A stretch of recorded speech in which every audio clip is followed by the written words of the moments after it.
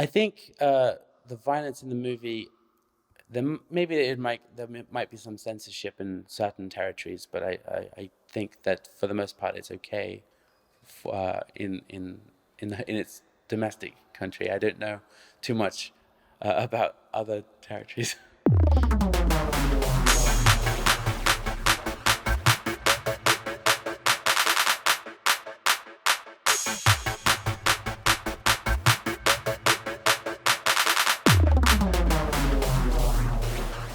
A Good Woman is Hard to Find is about a young, recently widowed mother with two children, and explores how far she's willing to go to protect her kids while she seeks the truth behind her husband's murder.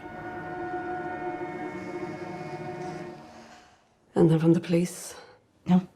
that estate. Nothing good ever came out of it. Don't understand it. If he can talk, why doesn't he just talk? Do you need money? I'm fine. The idea behind the movie came from my writer Ronan Blaney, who's from Northern Ireland, and it's a project and an idea that he developed himself, and he wrote a draft of the script, which I stumbled across. And so when I first read the script, it was actually 1 month before my previous movie, Road Games, world premiered. I read the script and I fell in love with the character and the story, and we decided that we wanted to collaborate on it together. So we developed it a little bit further from there. Sarah Bolger is the first and only person I could actually imagine playing this role. So when it came to casting the role, I basically just said, let's send her the script. And luckily enough, she really identified with the character, connected with the character, and was ready to jump on board and do the role. Within 24 hours of me sending the script, we were talking and she was like, yes, let's do it. I had been following her career since she was a kid. She's been working in movies like In America, Spiderwick Chronicles, and most recently Emily, and lots of TV shows in between. So as a fan and admirer of her work, that's kind of where the idea came from for casting her.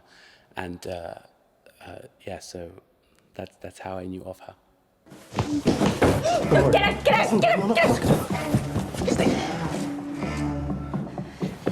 Who else is here? It's just the three of us. Casting the kids was interesting because we held workshops in Belfast, in Northern Ireland, where the film is set, over the course of a couple of months, where we would have groups of children in a room together, 20 at a time, in a few different over a few different days, and it was about finding kids that connected with each other, because we had to find a boy and a girl who were felt believably like brother and sister, and I wanted kids that could be natural, that could be themselves, because I just wanted them to sort of exist and be there and be real people in a sense. So for the girl, I was looking for somebody kind of lively and fun, and for the boy, I was looking for somebody that looked a bit lost. Rudy Doherty, who plays the boy, he's not like that for real, but he was able to emote that, confusion that I was looking for. And like I said, the girl Macy Macaulay, she's a cute little girl. Edward Hogg, who plays Leo Miller, is a really fantastic English actor and one of my best friends now. I worked with him 10 years ago on a short film, and we became very good friends over the last decade. So it was very easy to cast him. I called him up and said, I have a role for you, and he said, okay, let's do it, before he even read the script. He's ready to jump on board anything. But the reason why I thought he would be good is because one of my favorite films is a film called White Lightning from 2009 that Edward stars in with Carrie Fisher. And it's a really wild, largely unknown movie today, but highly recommended that people check it out. And the idea was that he would be channeling the kind of craziness from that role in a new way. The approach to the film was that it was two worlds that collide. It's a social realist drama where the character of Sarah is living in, and then this underground crime genre film where Leo Miller is, and it's about those two very different worlds colliding in the middle, and the character of Tito is sort of like the fly that connects the two worlds together.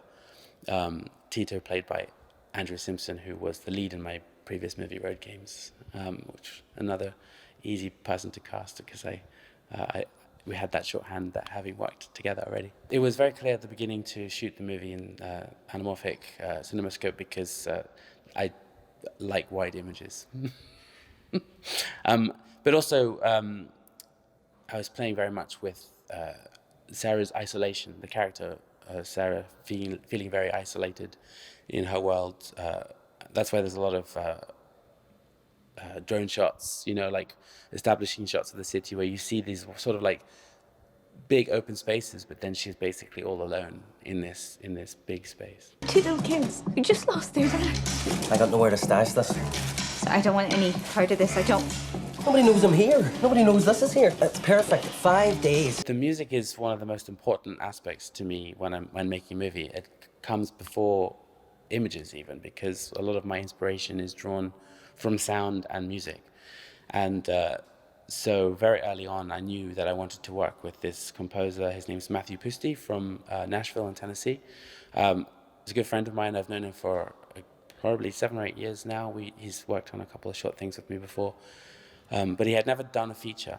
He's a very prolific musician. He's released several albums and he's constantly releasing EPs of his own electronic music. And he really loved the idea of collaborating on this movie.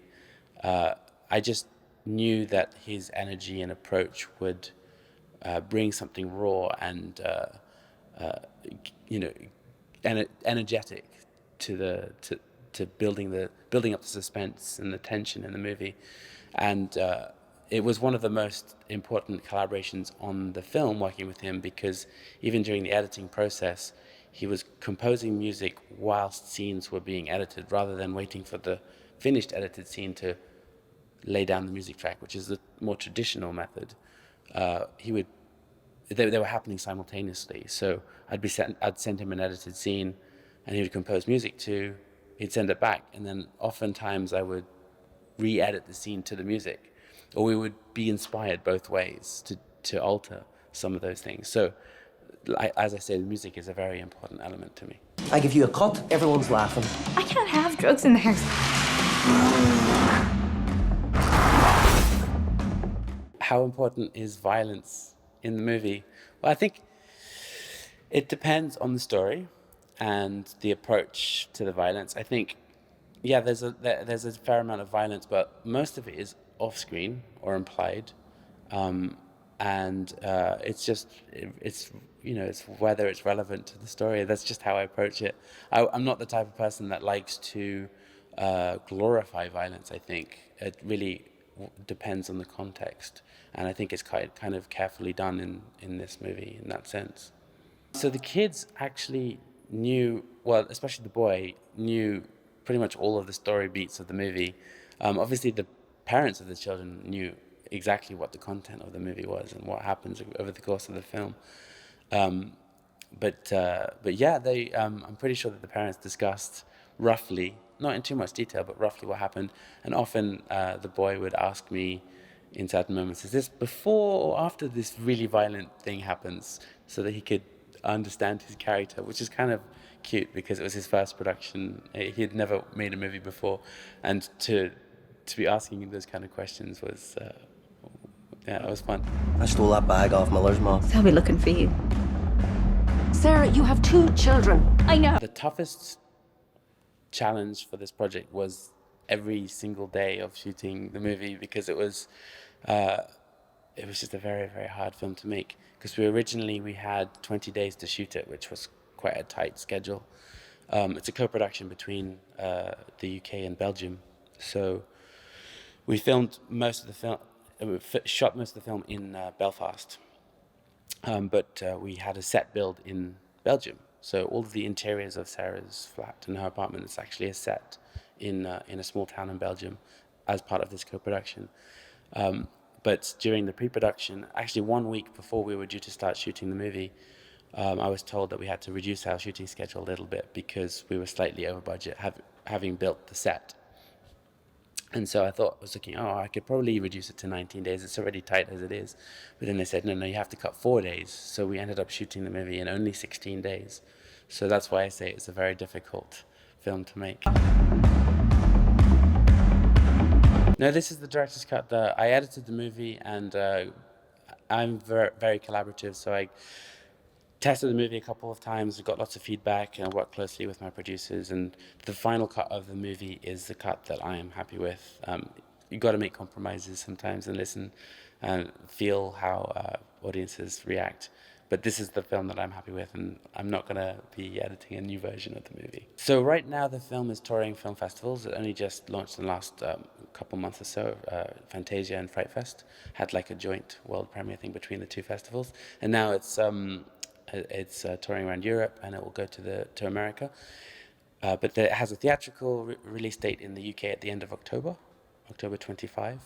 I'm not sure about when it might be released in Germany, but follow the film on social media, Good Woman Film on Twitter, etc. And I'm sure that the news will keep coming.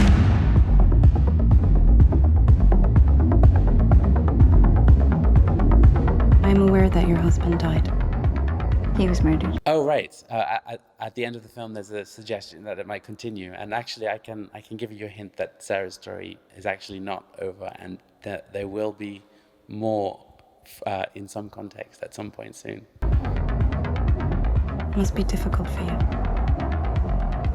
Oh, the fact that the police have done nothing to find his killer. Better get your shit together. I mean, with the children. No, they're my children. I'm their mother. And I love them.